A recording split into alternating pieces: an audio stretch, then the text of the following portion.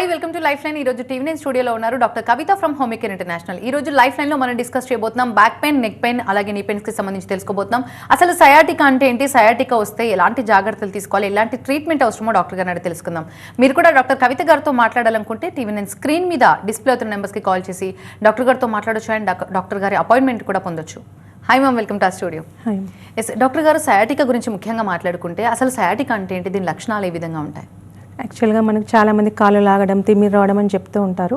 So ముఖ్యంగా నడుము నొప్పితో స్టార్ట్ అవుతుంది. డిస్క్ సమస్యలో ఇది మేజర్. సో లుంబార్ స్పాండిలోసిస్ అంటాం. అంటే మనకు మామూలుగా స్పైనల్ కార్డల్ ఇష్యూస్ అంటుంటాయి, డిస్క్ సమస్యలు అంటూ ఉంటుంది. నెక్ కావచ్చు, లుంబార్ రీజన్ నడుము ప్రాంతంలో కావచ్చు. మన బాడీలో బిగ్గెస్ట్ నర్వ్ ఉంటుంది L4, L5 దగ్గర, సయాటిక్ నర్వ్ అనేది.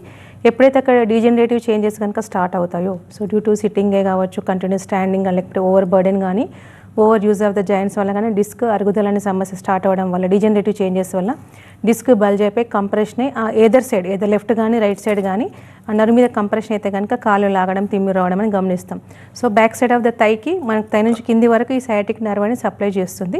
సో ఆ విధంగా మనకు కంటిన్యూగా లాగడం కానీ, తిమ్మిరి రావడం కానీ, బర్నింగ్ సెన్సేషన్ కానీ, కింద కూర్చోలేని పరిస్థితి, బాడీ మూవ్మెంట్లో ఇబ్బందికి గురయ్యే ఛాన్సెస్ అండ్ ఈవెన్ మోషన్ వెళ్ళడానికి కూడా ఇబ్బంది అయ్యే ఛాన్సెస్ ఉంటాయి. మెట్లెక్కి దిగడానికి కూడా ఇబ్బంది అయ్యే అవకాశాలు ఎక్కువగా ఉంటూ ఉంటాయి.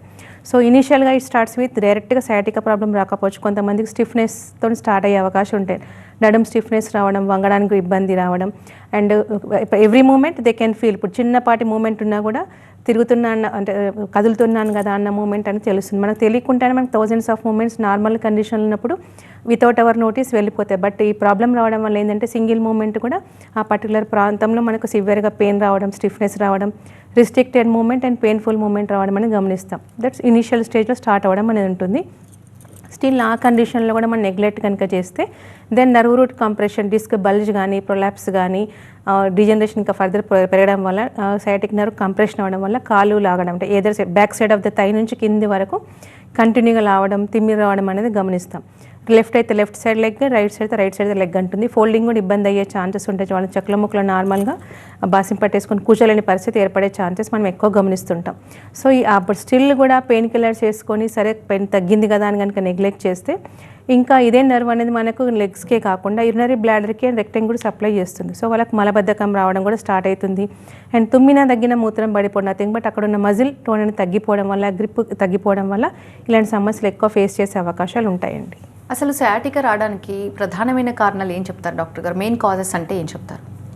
యాక్చువల్గా nowadays deficiency is a major concern అయ్యింది. And over use of the joints and quality of food లేకపోవడం మేజర్ రీజన్స్ ఎక్కువగా ఉంది. అండ్ బాడీలో కనుక ఓవర్ వెయిట్ ఉండడం వల్ల కూడా, obesity is as one of the basic reason. ఎందుకంటే burdening of the particular joints, మనకు మ్యాక్సిమం మన బాడీ వెయిట్ మోసేది central parts of the bigger joints, ముఖ్యంగా స్పైన్ అండ్ హిప్, నీస్ ఎక్కువ మన బాడీని వెయిట్ చేస్తాయి. కాబట్టి ఎప్పుడైతే ఎక్కువ మనకు ఒబెస్ కనుక ఉంటుందో, అంటే కంటిన్యూస్ సిట్టింగ్ ఉన్న వాళ్ళకి, బెల్లీ ఫ్యాట్ ఎక్కువ ఉన్న వాళ్ళకి, వాళ్ళకి కంప్రెషన్ ఓవర్ ద నడుము మీద ఎక్కువ అయ్యే ఛాన్సెస్ ఉంటాయి. సో దానివల్ల లుంబార్ స్పాండిలోసిస్ రావడం అది మనం ఎక్కువ గమనిస్తూ ఉన్నాం.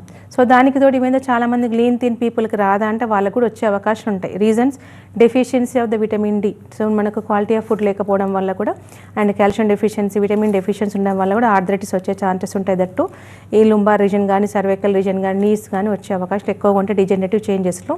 అండ్ ఏజ్ పరంగా కూడా ఓల్డ్ ఏజ్ పీపుల్ ఎక్కువగా డిజనరేటివ్ చేంజెస్ రావడం, ఫీమేల్ ఎక్కువైతే సర్జరీస్ అవ్వడం వల్ల, అప్పుడు మామూలుగా సెక్షన్స్ అయిన వాళ్ళకి లుంబార్ పంక్చరింగ్ ఎక్కువ చేస్తూ ఉంటారు అనస్థీషియా అనేది అక్కడ. సో అది అబ్నార్మల్గా ఉన్న కూడా మల్టిపుల్ టైమ్స్ ఎన్ని సర్జరీస్ అయినా కూడా పంక్చరింగ్ వల్ల మైనర్ వూండ్స్తో పాటు ఇలాంటి సమస్యలు ఎక్కువగా వచ్చే ఛాన్సెస్ ఉంటాయి. అండ్ కంటిన్యూయస్ సిట్టింగ్ ఎక్కువరికి ఉంటుంది. అంటే డ్రైవింగ్ ప్రొఫెషన్లో ఎక్కువ ఉన్న వాళ్ళకి అండ్ సాఫ్ట్వేర్ ఇంజనీర్స్కి ఎక్కువ సమస్యలు వచ్చే అవకాశాలు ఎక్కువగా ఉంటాయి. అంటే ఫిజికల్ ఇన్యాక్టివిటీ, దానికి తోడు ఒబెస్ కనుక యాడ్ అయితే కనుక, sedentary activity, life style add అయితే కనుక ఇలాంటి సమస్యలు మనం ఎక్కువ గమనిస్తామండి. డాక్టర్ గారు, జనరల్గా సయాటికాతో బాధపడుతున్న వాళ్ళకి డూస్ అండ్ డోంట్స్ అంటే ఏం సజెస్ట్ చేస్తారు? యాక్చువల్గా ఇనీషియల్గానే వాళ్ళకు స్టిఫ్నెస్ స్టార్ట్ కాగానే సో డాక్టర్ని కన్సల్ట్ అవ్వడం వెరీ మచ్ ఇంపార్టెంట్. సో కొంతమంది స్ప్రెయిన్ అయ్యిందేమో అని రెస్ట్ తీసుకొని తగ్గిందని చూస్తారు. ఇదే కనుక పర్సిస్టెంట్గా విత్ ఇన్ 1 వీక్లో కానీ 10 days కానీ కంటిన్యూగా ఆన్ అండ్ ఆఫ్ వస్తుంది అంటే they need to consult.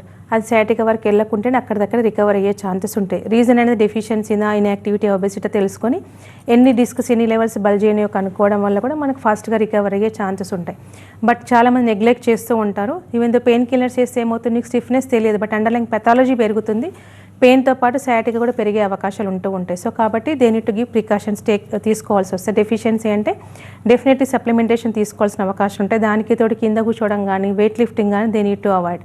So చాలామంది వెయిట్ రిడక్షన్ కోసం అని చెప్పేసి విగరస్ ఎక్సర్సైజ్ చేస్తూ ఉంటారు వితౌట్ ఎనీ అంటే ఇన్స్ట్రక్టర్ లేకుండా కూడా. సో అబ్నార్మల్ పాస్చర్లో వెయిట్ లిఫ్టింగ్ చేయడం వల్ల కూడా సో ఈవెన్ లేని వాళ్ళ కూడా సయాటికా ప్రాబ్లం వచ్చేసి disc prolapse condition, slip disc అంటూ ఉంటాం, అలాంటి కండిషన్స్ వచ్చే అవకాశాలు ఎక్కువగా ఉంటాయి. సో విత్ ఇన్స్ట్రక్టర్ చేయడం అనేది very much important, along with the suggestion of that physician. So చెప్పిన వాళ్ళకే చేయాల్సిన అవకాశాలు ఉంటాయి. At the same time precautions తీసుకుంటూ చేయాలి. ఓవర్ వెయిట్ లిఫ్టింగ్ అబ్నార్మల్ పాస్చర్లో చేయకూడదు.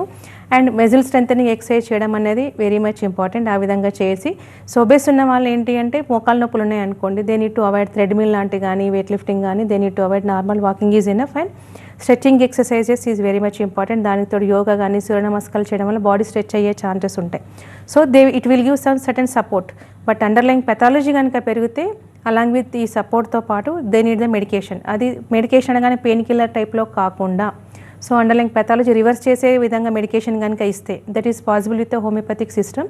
సో పెథాలజికల్లీ రివర్స్ అవుతుంది కాబట్టి డిజీజ్ ప్రోగ్రెస్ కాకుండా సర్జరీ వరకు వెళ్ళకుండానే కంప్లీట్గా రికవర్ అయ్యే ఛాన్సెస్ ఉంటాయి. బట్ కింద కూర్చోవడం మెట్లకి దిగడం అవాయిడ్ చేస్తూ కంటిన్యూస్ స్టాండింగ్ ఉన్నవాళ్ళు, సో కంటిన్యూస్ జర్నీ ఉన్నవాళ్ళు లుంబార్ బెల్ట్ అనేది యూస్ చేస్తే సపోర్ట్ ఉంటుంది.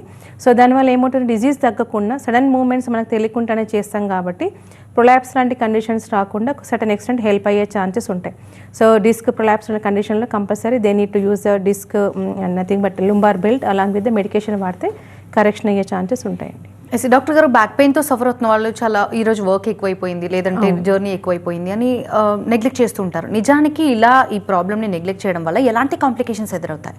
యాక్చువల్గా మనకు బ్యాక్ పెయిన్ అనగానే నాట్ ఓన్లీ స్పాండలోసిస్, సయాటిక్ అనే కాకుండా there will be other multiple reasons ఉండే ఛాన్సెస్ ఉంటాయి. దేన్నైనా ఇనీషియల్గా మనం కరెక్షన్ చేస్తే ప్రాబ్లం రెక్టిఫై అయ్యే ఛాన్సెస్ ఉంటాయి. బట్ అదర్ కండిషన్స్ అంటే మనకి డిఫరెన్షియల్ డయాగ్నోసిస్లో బ్యాక్ పెయిన్కి మల్టిపుల్ ఉంటాయి. ఫీమేల్ కావచ్చు, మేల్ కావచ్చు. ఫీమేల్ రీజన్స్లో గైనిక్ ఇష్యూస్ కూడా ఎక్కువ ఉంటాయి, uterine fibroids. So and of అది కూడా సిమిలర్గా బ్యాక్ పెయిన్ వచ్చే ఛాన్సెస్ ఉంటాయి. బట్ పీరియడ్ టైంలో ఎక్కువగా పెయిన్ రావడం, హెవీ బ్లీడింగ్ రావడం కనుక గమనిస్తే they need to compulsory consult అవ్వాల్సింది. అదర్వైజ్ ఇంకా ఇన్ఫ్లమేషన్ పెరిగే ఛాన్సెస్ ఎక్కువగా ఉంటాయి. లుకోరీ కానీ వైట్ డిశ్చార్జ్ రావడం కానీ, సివియర్గా బాడీ పెయిన్స్ రావడం, లెగ్ థ్రాబింగ్ సెన్సేషన్ వచ్చే ఛాన్సెస్ కూడా మనం ఎక్కువ గమనిస్తుంటాం. ఆ ఫైబ్రాయిడ్ సైజ్ పెరిగినా కూడా మీకు కంపల్సరీ సర్జరీకి వెళ్ళే అవకాశం ఎక్కువగా ఉంటుంటే రెస్ట్ తీస్తే తగ్గుతుంది కదా, చేస్తుంది కానీ వెళ్తే. సో అలాంటి కండిషన్స్ కాకుండా కొన్ని రకాల కండిషన్స్, కిడ్నీ స్టోన్స్ కూడా so either side back to front radiate అయ్యే ఛాన్సెస్ ఎక్కువ ఉంటాయి. Line to grind and urinary burning ఉండడంతో పాటు డల్ ఏకింగ్ పెయిన్ ఉండే అవకాశాలు ఎక్కువగా ఉంటాయి. సో మైల్డే కదా, తాగితే వెళ్ళిపోతే రెస్ట్ తీసుకొని తగ్గిపోతే నెగ్లెక్ట్ చేస్తే ఇలాంటి కండిషన్స్ మనకి సీకేడీ వరకు వెళ్ళిన కేసెస్ కూడా ఉన్నాయి. అంటే గ్రాడ్యువల్గా కిడ్నీ స్టోన్ ఇసుక రేణు నుంచి సైజు పెరిగి కిడ్నీ స్ట్రింక్ అయిన కేసెస్ కూడా ఉన్నాయి. ఎందుకంటే నెగ్లిజెన్స్ వల్ల ఇది కూడా పాసిబిలిటీ అయ్యే ఛాన్సెస్ ఉంటాయి. ఎంత డ్యూరేషన్ అనేది depending upon their lifestyle, వాళ్ళకున్న కోమార్బిడ్ కండిషన్ కాబట్టి నెగ్లిజెన్స్ చేయకుండా why you are getting back pain అనేది టు రూల్ అవుట్. అది సయాటిక్ అనా, లేకపోతే కిడ్నీ స్టోనా, లేకపోతే ఇన్ఫెక్షనా, లేకపోతే ఫైబ్రాయిడా and endometriosis, adenomyosis, multiple reasons ఉంటాయి కాబట్టి they need to correct it and check it out చేయాలి. దానికి తోడు సో చాలా మందికి ఏంటి అంటే మనకు వెరికోజ్ వీన్స్ నవడేస్ చాలా ప్రాబ్లం అవుతుంది. సో వెరికోజ్ వీన్స్లో కూడా మనకు లోయర్ లెగ్ పెయిన్, కంటిన్యూస్ లాగడం, ఎక్స్టర్నల్ ఉంటేనే మనకు తెలుస్తుంది సెఫనెస్, సూపర్ఫిషియల్ వీన్స్ ఎఫెక్ట్ అయితే. బట్ ఇంటర్నల్ వీన్ ఎఫెక్ట్ అయితే జస్ట్ లైక్ అస్ మనకు సయాటిక్ పెయిన్ లానే ఉంటుంది. సో మేబీ సయాటిక్ అనే కదా పడుకుంటే రెస్ట్ తీసుకుని తగ్గిపోతుంది అనుకుంటారు. బట్ పడుకున్నా కూడా పెయిన్ పెరిగే ఛాన్సెస్ ఉంటాయి. అది కనుక మన క్లాట్ అయిపోయి బాడీలో ఎక్కడ స్ప్రెడ్ అయితే థ్రెటనింగ్ అయ్యే ఛాన్సెస్ కూడా ఉంటాయి. సో కన్సర్న్ డాక్టర్ని కనెక్ట్ అయ్యి డెఫినెట్గా వాట్ తెలుసుకొని మెడికేషన్ వాడుకుంటే ఇబ్బంది ఉండదు. అదర్వైజ్ కాంప్లికేషన్స్కి వెళ్ళిపోయి అన్ని సర్జికల్ ప్రొసీజర్కి వెళ్ళాల్సిన అవకాశం ఉంటాయి. థ్రెటనింగ్ అయ్యే ఛాన్సెస్ కూడా ఎక్కువగా ఉంటాయి. అదే మనకు సర్వైకల్ రీజన్లో కూడా ఈ ప్రాబ్లం వచ్చింది అనుకోండి, మజిల్ వేస్టింగ్ అనేది ఎక్కువగా ఉంటాయి. అంటే సో ఇది ఎఫెక్ట్ అయిన హ్యాండ్కి కానీ ఈ హ్యాండ్కి కానీ టోటల్గా మజిల్ వీక్నెస్ అయిపోయి, గ్రిప్ లాస్ అయిపోయి, చిన్నపాటి వస్తువులను కూడా మనం పట్టుకోలేని పరిస్థితి. లెగ్స్ అయితే ఒక 5 minutes కూడా standing we can't stand for a while, అలాంటి కండిషన్స్ ఎక్కువగా అయిపోయి ఆల్మోస్ట్ తెలుస్తుంది ఎఫెక్టెడ్ లెగ్ ఆర్ ఎఫెక్టెడ్ హ్యాండ్కి ఎదర్ సైడ్ కనుక తీస్తే ఆ కండరం వీక్ అనేది తెలుసుకునే అవకాశాలు ఎక్కువగా ఉంటాయి. ఒకసారి కంప్లీట్గా మజిల్ వీక్నెస్ స్టార్ట్ అయింది అనుకోండి, డ్యూరేషన్ ఆఫ్ మెడికేషన్ కూడా చాలా కాలం వాడాల్సిన అవకాశాలు ఉంటాయి. సో ఎంత ఎర్లీగా దాన్ని డిటెక్ట్ చేసుకుంటే కనుక అంత ఇబ్బంది లేకుండా మనం కరెక్షన్ చేసుకోవచ్చు. ఎస్ డాక్టర్ గారు, డిస్క్ ప్రాబ్లమ్స్ గురించి మాట్లాడుకుంటే లుంబార్ స్పాండిలైటిస్ సిమ్టమ్స్ ఏ విధంగా ఉంటాయి? ఈ ప్రాబ్లంతో సఫర్ అవుతున్న వాళ్ళు ఎక్సర్సైజెస్ కానీ, వాకింగ్ కానీ, లాంగ్ జర్నీస్ కానీ అండ్ డైలీ చేసుకునే వర్క్స్ కానీ చేసుకోవచ్చు అంటారా? కొంతకాలం పాటు రెస్ట్ అవసరం అంటారా? సో యాక్చువల్గా సిచ్యువేషన్ బట్టి స్టేజ్ని బట్టి ఇప్పుడు సివియర్ స్టేజ్ ఉందనుకోండి compulsory they need to take rest. Every condition mandatory అని కాదు. ఇనిషియల్ స్టేజ్లో ఉంటే సర్టన్ ఎక్స్టెంట్ రెస్ట్ తీసుకుంటే okay, but muscle strengthening exercise చేయడం అనేది ఇంపార్టెంటే. బట్ డిస్క్ ప్రొలాప్స్ కండిషన్లో మాత్రం so they need to avoid. So rest తీసుకుంటూ మెడికేషన్ వాడితేనే వర్కౌట్ అవుతుంది. వాళ్ళు ఎక్సర్సైజ్ కూడా చేయొద్దు, ఎందుకంటే ఆల్రెడీ ప్రొలాప్స్ కండిషన్ కాబట్టి ఎమర్జెన్సీ కండిషన్ క్రియేట్ అయ్యే ఛాన్సెస్ ఉంటాయి. సో కొద్ది ప్రికాషన్స్ తీసుకోవడం అనేది వెరీ మచ్ ఇంపార్టెంట్. అది అన్లెస్ అంటే మనకి మల్టిపుల్ డిస్క్స్ ఉన్నాయా, సింగిల్ ఉందా, ఎంతవరకు కండిషన్ ఉందనేది మనకి ఎంఆర్ఐలో కూడా తెలుసుకునే అవకాశాలు ఎక్కువగా ఉంటాయి. సో చాలామంది నడుము నొప్పిని కూడా నెగ్లెక్ట్ చేస్తూ ఉంటారు. అందులో ముఖ్యంగా మనకు సో నడుము నొప్పి కానీ ఏవియన్ కూడా మనకు లోయర్ బ్యాక్ నుండే స్టార్ట్ అవుతుంది. సో హిప్ డీజనరేషన్ వల్ల కూడా సివియర్గా stiffness of hip joint pain సివియర్గా వస్తుంది. అది కూడా మనకు రూల్ అవుట్ చేసుకోవాలి. అండ్ యాంక్లోజింగ్ స్పాండిలోసిస్ కూడా one of the severe variety. అది కూడా నడుము లోయర్ బ్యాక్ నుంచే స్టార్ట్ అవుతుంది.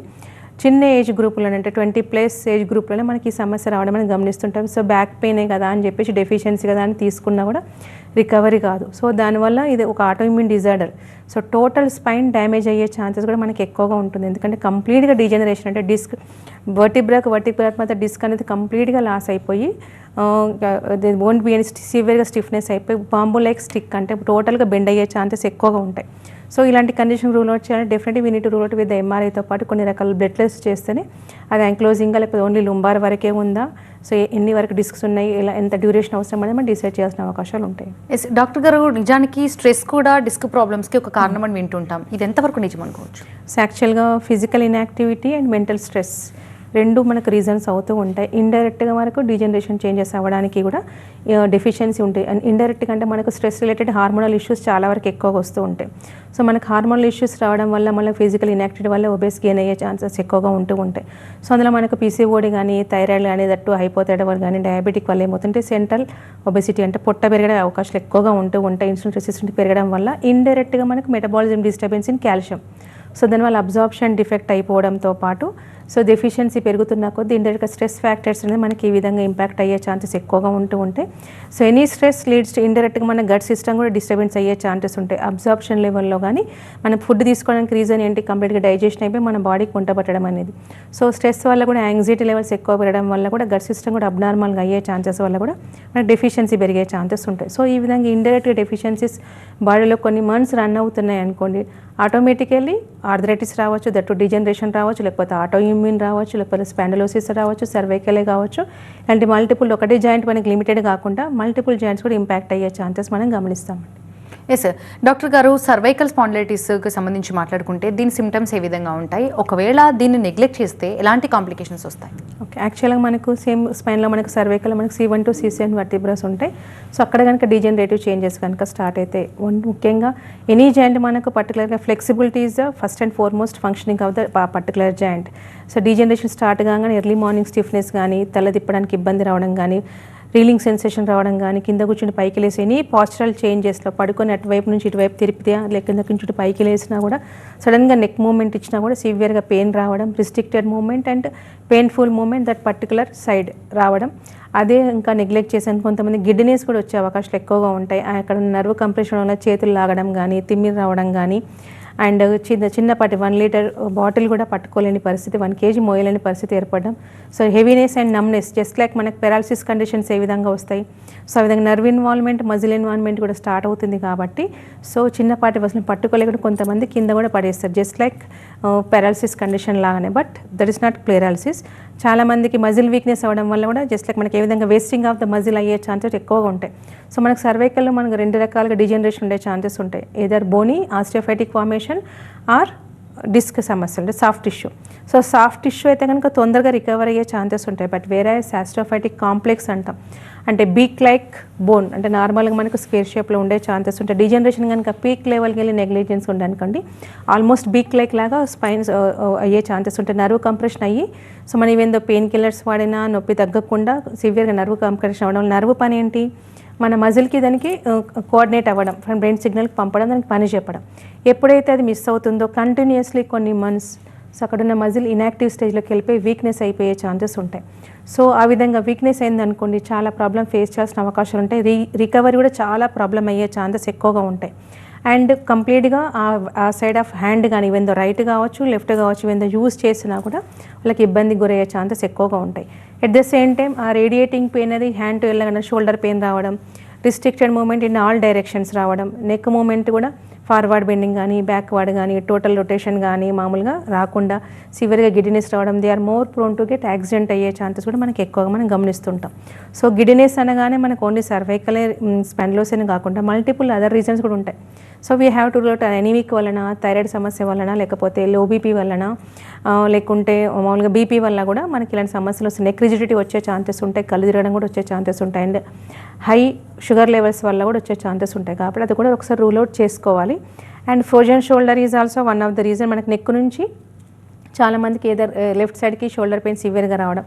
సో మెడ నొప్పే కదా అని చెప్పి నెగ్లెక్ట్ చేయకూడదు. సో అన్కంట్రోల్ డయాబెటీస్లో కూడా మనకు స్పాండిలోసిస్ రావడం అండ్ ఫ్రోజన్ షోల్డర్ రావడం అనేది వెరీ మచ్ కామన్. అది కంట్రోల్ చేసుకుని మెడిసిన్ ఇస్తేనే ప్రాబ్లం రెక్టిఫై అయ్యే ఛాన్సెస్ ఉంటాయి. అదర్వైజ్ ఈ విధంగా ఆస్టియోపెటిక్ కాంప్లెక్స్ ఏర్పడడం, సివియర్గా నెక్ అనేది మూమెంట్ లేకుండా స్టిఫ్ అయిపోతుంది. నెక్ మూమెంట్ ఇద్దామంటే టోటల్ బాడీ తిప్పుకోవాల్సిన పరిస్థితి కూడా ఏర్పడే ఛాన్సెస్ ఉంటాయి. నేను ఇందాక చెప్పినాను యాంక్లోజింగ్ స్పాండిలోసిస్, అలాంటి కండిషన్లో ఇదే పరిస్థితి ఏర్పడే ఛాన్సెస్ ఉంటాయి. ఫ్రమ్ లోయర్ బ్యాక్ నుంచి అప్ సైడ్ వరకు మనకు కంప్లీట్గా ఎక్స్టెండ్ అయ్యే ఛాన్సెస్ ఉంటాయి. కాబట్టి జస్ట్ లైక్ బాంబు స్టిక్ అయిపోయి టోటల్ బెండ్ అవ్వడం అనేది, స్పైన్ బెండ్ అయిపోయి, so they can't SIT straightly. బాడీని మూవ్మెంట్ చేయాలంటే జస్ట్ తిప్పాలంటే టోటల్ బాడీ మూవ్ చేయాల్సిన అవకాశాలు ఎక్కువగా ఉంటాయి. జస్ట్ లైక్ బాంబు స్టిక్ అయితే లోపలికి ఏముంటుందో మొత్తం బోలా ఉంటుందో అలాంటి కండిషన్ ఏర్పడే ఛాన్సెస్ ఉంటాయి. సో మన వర్క్ ఎనీథింగ్ బెటర్ కావాలంటే మన body moments are very much important. ప్రతి ఒక్క మూమెంట్లో మనకి రిస్ట్రిక్షన్ వచ్చే ఛాన్సెస్ ఉంటాయి. కాబట్టి they can't do any work. They అంటే కొంచెంసేపు కూర్చోలేరు, కొద్దిసేపు నిలబడలేరు, కొద్దిసేపు మూమెంట్ ఇవ్వలేని పరిస్థితి ఏర్పడే అవకాశాలు ఎక్కువ మనం గమనిస్తాం. ఎస్ డాక్టర్ గారు, sciatica and lumbar, cervical and lumbar స్పాండిలైటిసే కాకుండా మామూలుగా మనం యాంక్లోజింగ్ స్పాండిలైటిస్ గురించి కూడా చాలా ఎక్కువగా వింటుంటాం. అసలు దీని లక్షణాలు ఏ విధంగా ఉంటాయి, నిజానికి ఇది ఎలాంటి లైఫ్ స్టైల్ లీడ్ చేస్తున్న వాళ్ళలో చూస్తుంటాం? యాక్చువల్గా యాంక్లోజింగ్ స్పాండిలోసిస్ అనేది మనకు ఒక ఆటోఇమ్యూన్ డిజార్డర్. సో మనకు సెల్ఫ్ డిస్ట్రక్షన్ ప్రాసెస్లో ఈ ప్రాబ్లం ఏర్పడుతుంది. జస్ట్ లైక్ ఆర్ఏ కానీ ఎస్ఎల్ఈ కానీ ఏ విధంగా ఉంటాయో, సో మనకి యాంక్లోజింగ్ స్పాండిలోసిస్లో డీజనరేటివ్ చేంజెస్లోనే స్టార్ట్ అవుతుంది. ఇనీషియల్గా స్టార్ట్స్ విత్ లుంబార్ పెయినే. సో మ్యాక్సిమం మనకు లోయర్ రీజన్లో మైల్డ్గా పెయిన్ రావడం అనేది స్టార్ట్ అవుతుంది. సో కొంతమందిలో it may leads to autoimmune, కాకపోతే లుంబార్ స్పాండిలోసిస్కి లీడ్ చేసే అవకాశం ఉంటాయి. అది కనుక ఆటోఇమ్యూన్ అయితే డెఫినెట్గా మనకి అది యాంక్లోజింగ్ స్పాండిలోసిస్ రావడం 20+, 25+ ఏజ్ గ్రూప్ అని మనం ఎక్కువ గమనిస్తుంటాం. Starts with that. సో ఒకసారి ఇది వచ్చిందంటే ఇందాక నేను చెప్పినట్టు కంప్లీట్గా స్పైన్ బెండ్ అయిపోయే ఛాన్సెస్ ఎక్కువ మనం గమనిస్తుంటాం. అండ్ ఆటోఇమ్యూన్ కాబట్టి బాడీ అదర్ అంటే నథింగ్ బట్ ఫ్యూచర్లో కూడా ఎలాంటి ఫ్యామిలీ ఇష్యూస్ కూడా ఇబ్బంది గురయ్యే ఛాన్స్ మనం ఎక్కువ గమనిస్తుంటాం. It's runs in the family. ఫాదర్కి వచ్చిన, మదర్కి వచ్చిన డెఫినెట్లీ పిల్లలకు వచ్చే ఛాన్స్ కూడా మనం ఎక్కువ గమనిస్తుంటాం. ఈ యాంక్లోజింగ్ స్పాండిలోసిస్ అనేది మన బ్లడ్ టెస్ట్ కనుక చేసి HLA-B27 పాజిటివ్ కూడా మనం గమనిస్తుంటాం. So as soon as possible మనం దాన్ని ఎర్లీగా డిటెక్ట్ చేసుకొని కరెక్షన్ చేసుకోవాలి. సో దీనికి మనకు alternate system definitely they will go with the steroid. So దానివల్ల మెడిసిన్ కాంప్లికేషన్స్ ఉంటాయి, డిజీజ్ కాంప్లికేషన్స్ ఉంటాయి. కాబట్టి ఎర్లీ స్టేజ్లో బిఫోర్ కంప్లీట్గా స్పైన్ బెండ్ కాకుండా వస్తే కనుక మనకు హోమియో చికిత్సలో డెఫినెట్గా కంప్లీట్ కరెక్షన్ అయ్యే ఛాన్సెస్ ఉంటాయి. ఈవెన్ HLA-B27 పాజిటివ్ ఉంది కూడా నెగిటివ్ అయిన కేసెస్ ఉన్నాయి. స్లో అని కాకుండా పెయిన్ తొందరగా రిలీఫ్ అయిపోయి స్టిఫ్నెస్ లేకుండా డిజీజ్ ప్రోగ్రెస్ కాకుండా కంప్లీట్గా స్పైన్ నార్మల్గా అయిన కండిషన్స్ కూడా చాలా ఉన్నాయి. సో నాట్ ఈవెన్ దట్ మనకు లుంబార్ స్పాండిలోసిస్ కానీ సయాటికా కానీ సర్వైకల్ ఇష్యూస్ ఉన్నా కానీ ఆస్టియోపెటిక్ కాంప్లెక్స్ ఉంటే కనుక ఎక్కువ టైం పడుతుంది. But otherwise spondylosis condition giddiness కూడా తొందరగా రికవర్ అయ్యే ఛాన్సెసే ఉంటాయి. సో చాలామంది సర్జరీ అంటే భయపడి వెళ్ళే వాళ్ళు ఉంటారు, బట్ అఫోర్డబుల్ కండిషన్స్లో ఉన్న వాళ్ళు ఉంటారు. అట్ ద కోమార్బిడ్ కండిషన్స్ ఉంటే కంట్రోల్ లేని కండిషన్లో మాకు సర్జరీ వద్దండి, కొంతమంది సర్జరీ చేయించుకుని మళ్ళీ ప్రాబ్లం వస్తుంది అనుకుని కూడా కన్సల్ట్ అయిన కేసెస్ చాలా ఉంటాయి.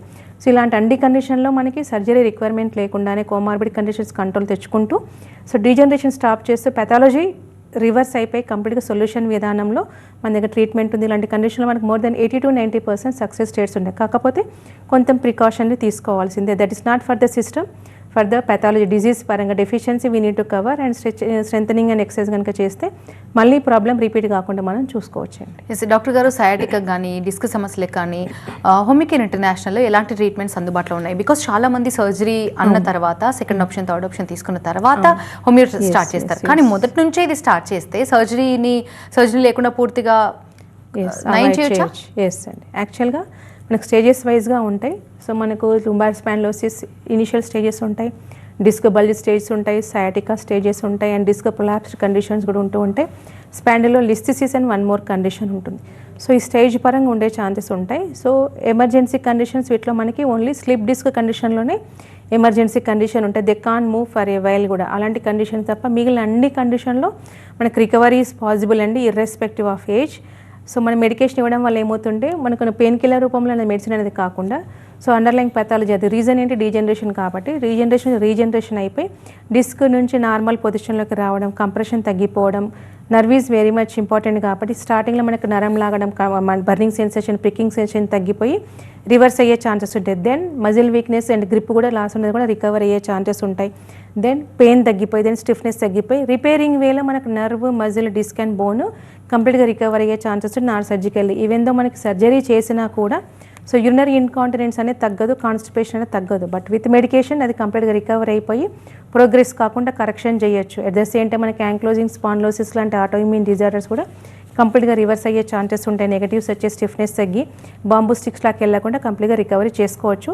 ప్లస్ పాయింట్ ఏంటంటే ఫాస్ట్గా రికవరీతో పాటు పెయిన్ లేకుండా పెథాలజీ రివర్స్ అయ్యి సొల్యూషన్ విధానంలోనే మన మెడికేషన్ ఉంటుంది వితౌట్ ఎనీ సైడ్ ఎఫెక్ట్స్ తోటి అండి. Right, thank you ma'am, thanks for being here. ఇది వాళ్ళ లైఫ్ లైన్ చూస్తూనే ఉండండి TV9.